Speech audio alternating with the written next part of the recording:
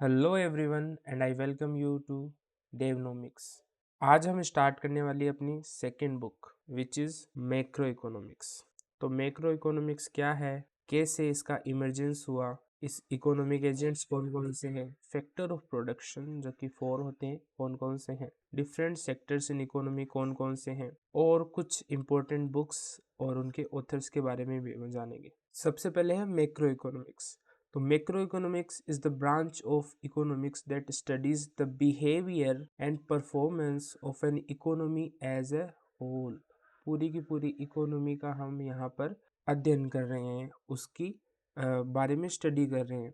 It focuses on the aggregate changes in the economy such as unemployment, growth rate, gross domestic product and inflation, यानी कि महंगाई कितनी increase हो रही है, कितनी नहीं हो रही, जीडीपी की ग्रोथ रेट क्या है, अनएम्प्लॉयमेंट कितना इंक्रीज हो गया। तो जो प्रॉब्लम्स पूरी इकोनॉमी की है और जहाँ पर हम पूरी economy as a whole study करते हैं वो ब्रांच मैक्रो इकोनॉमिक्स। आपको मैंने जब माइक्रो इकोनॉमिक्स का इंट्रोडक्शन दिया था वो वीडियो आप आई बटन पर क्लिक करके देख सकते हैं, और वहाँ पर माइक्रो और मैक्रो के बीच में मैंने डिफरेंस बताया था, तो आप उस वाले वीडियो को भी देख सकते हैं ताकि आपके माइक्रो एंड मैक्रो के बीच में जो डिफरेंस है वो क्लियर हो सके। Macro economics as a separate branch of economics emerged after the British economist John Maynard Keynes. तो सबसे पहले आपको याद रखना है John Maynard Keynes, JM Keynes full नाम है इसका, जॉन मेनार्ड किन्स।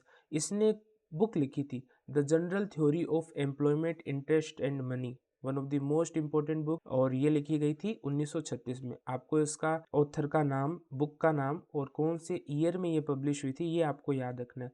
इसी बुक के बेसिस पे मैक्रो इकोनॉमिक्स का इमर्जेंस हुआ था। At the time of the great depression 1929, great depression कब आया था, 1929 के अंदर।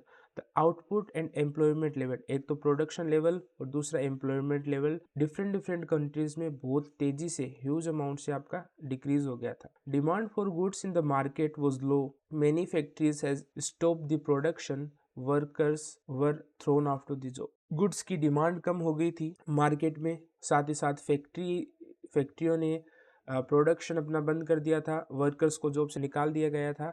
तो 1929 में जो ग्रेट डिप्रेशन आया था उस टाइम पर बहुत ज़्यादा हालत ख़राब थी यूएस और वेस्ट इकोनॉमीज की। यूएसए में 1929 से 1933 तक अनएम्प्लॉयमेंट रेट 3% से 25% तक बढ़ गया, और इसी सेम टाइम पर एग्रीगेट आउटपुट और प्रोडक्शन लेवल 33% से गिर गया। और अगर आपको अनएम्प्लॉयमेंट रेट की डेफिनेशन पूछी जाए, the number of people who are not working and are not looking for job divided by the total number of people who are working और looking for job will result in unemployment rate. तो ये क्या होता है, जो लोग काम करना चाहते हैं और जिनको जॉब नहीं मिल रही, मान लो कि 500 है, उसके अंदर हम भाग देंगे वो लोग total number of people who are working और लुकिंग फॉर जॉब्स, वो मान लो कि 2000। इसमें हमने दोनों जगह उन लोगों को शामिल नहीं किया है जो आपका जो काम ही नहीं करना चाहते, ठीक है। तो यहाँ पर कितना आएगा आपका 25%। आगे है अपना इकोनॉमिक एजेंट्स, दोज इंडिविजुअल्स और institutions which take economic decisions.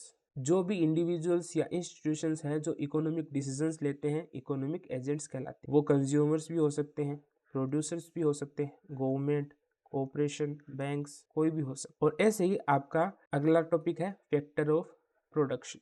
तो फैक्टर ऑफ प्रोडक्शन देखेंगे हम यहाँ पर। सबसे पहला लैंड, लैंड के बदले में आपको क्या मिलता है, रेंट मिलता है। सेकंड है लेबर, लेबर के बदले में आपको वेजेस। कैपिटल के बदले में आपको इंटरेस्ट।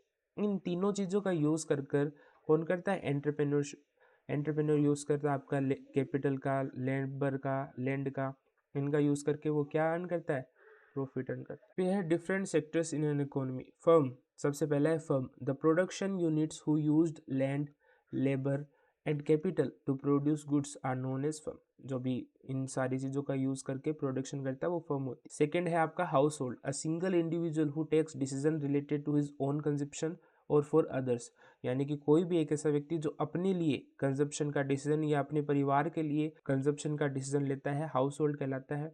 ये बचत भी करते हैं और टैक्सेस भी पे करते हैं। गवर्नमेंट क्या होती है, एक ऐसा इंस्टीट्यूशन जो जो प्रोडक्शन करता हो, टैक्सेस लगाते हो और पब्लिक इंफ्रास्ट्रक्चर को बिल्ड करता हो, वो गवर्नमेंट कहलाती है। फिर है आपका एक्सटर्नल सेक्टर। एक्सटर्नल सेक्टर में आप इट मीन्स कि ट्रेड आप 3 तरीके से कर सकते हो और आप एक्सटर्नल सेक्टर से 3 तरीके से कनेक्ट कर सकते हो। पहला, selling goods to the rest of the world, इसको एक्सपोर्ट बोलते हैं। फिर सेकेंड आपका buying goods from the rest of the world, इसको हम इम्पोर्ट बोलते हैं। तीसरा है जब आपको फॉरेन कंट्री से कैपिटल आती है आपकी कंट्री के अंदर, या फिर आपकी कंट्री फॉरेन कंट्रीज के अंदर कैपिटल भेजती है, तो इसको इसके थ्रू एक्सटर्नल सेक्टर के साथ में कनेक्ट किया जा सकता है। उसके बाद में कुछ बुक्स वेरी वेरी इंपॉर्टेंट जो आपको याद रखनी है। पहली है an inquiry into the nature and cause of the wealth of nations. ये कब लिखी गई थी आपकी? 1776 में। लिखने वाला ऑथर था एडम स्मिथ। सेकंड बुक है the general theory of employment, interest and money. कब लिखी गई थी? 1936 में। लिखने वाला था John Maynard Keynes. Third book है the economic consequences of the peace. ये लिखी गई थी 1919 में और लिखने वाला ऑथर था John Maynard Keynes. Thanks for watching.